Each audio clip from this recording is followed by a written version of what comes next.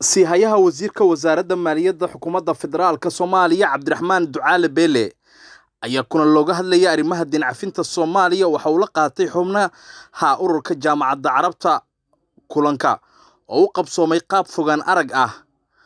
ayuu sheegay in xilligan oo kala hadlay ururka Jaamacadda carabta sidii looga saamixi lahaa deymaha ay ku leeyihiin Soomaaliya waxaana uu aad uga mahad celiyay xogyaha guud ee Jaamacadda carabta iyo dhammaan ka qaybgalayaasha shirka dowladda Soomaaliya waxa ka go'an xilligan inay xoojiso isbedel dhanka maaliyadda iyo horumarka dhaqaalaha dalka ayuu yiri Cabdiraxmaan Ducaale Beele wasiirka wasaaradda maaliyadda Soomaaliya oo la hadlay warbaahinta kulanka kadib dadka Soomaaliyeed la socdaan deemihii la inagu lahaa waxa kamid ah mid carabtu nagu leeyihiin wadanadooda nagu leeyihiin iyo hay'adahooda nagu leeyihiin oo ka soo bilaabma dhowr iyo 60kii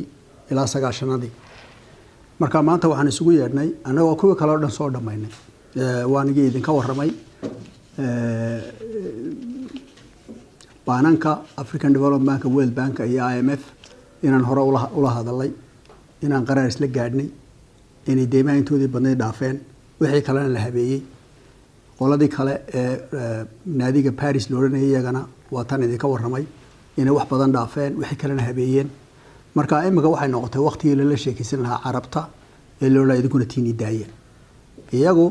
lacagaha ay nagu leeyihiin institutionska iyo dawladuhu waxa weeye ilaa $1 billion weeye ay gaadhaa waa shirkii ugu horeeyay oo ay inoo soo qabanqaabiyeen hay'adooda Arab League la yiraahdo inoo soo magaranaysa inoo soo sameeyeen marka halkan 3 saacadood dhowdhow ayaan wada hadlaynay waxa ka soo qayb galay hay'adaha kale ee internationalka World Bank iyo IMF ta iyo African Development Bank way ka soo qayb galeen ayaguna waxa ka soo qayb galay hay'adahooda ka soo qayb galay runtii wasiiradii waqtigan ma imanin waxay yiraahdeen waxaan iska soo horeysiinaynaa maadaama uu shirkii ugu horeeyay waxaan iska soo horeysiinaynaa hay'adaha lacagta ee wadanadaasi ay leeyihiin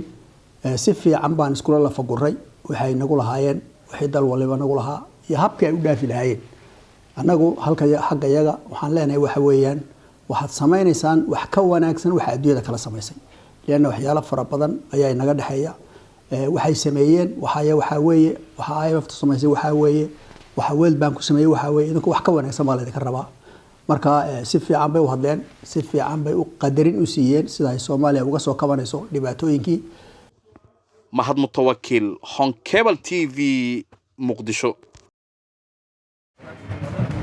magacaygu waa Suldaan magacaygu waa Seeraar isku si ayaan u hadalaa isku sina waan u libisanaa isku midna waanu nahay anigu waxaan isticmaalaa Samtel isagu ma uu isticmaalo Samtel anigu in badan baan Samtel ku hadli karaa balse isagu sida ma sameyn karayo warmaahay run miya waa runtay 24 saacadood waxaan ku hadlaa $2500 oo shilin oo waa bilaash bishii oo dhan waxaan ku hadlaa $5 oo kali ah caadi ma aha maxad mar hore igu sheegi weyday fikir hadal oo hadalin maalinta oo dhan ku hadal $2500 oo shilinka Soomaaliland ama bishii oo dhan ku hadal $5 oo kaliya Samtel shirkadda dadweynaha